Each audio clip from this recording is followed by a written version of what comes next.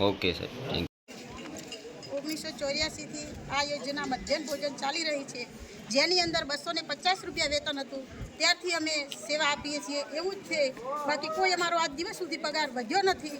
અને છતાંય અમારી 70% વધારે બહેનો આની અંદર રોકાયેલી છે, જેમની રોજીરોટી છીનવાઈ રહી છે. તો એ એનજીઓની અંદર જાય છે, એનો અમે સખત વિરોધ કરીએ છીએ.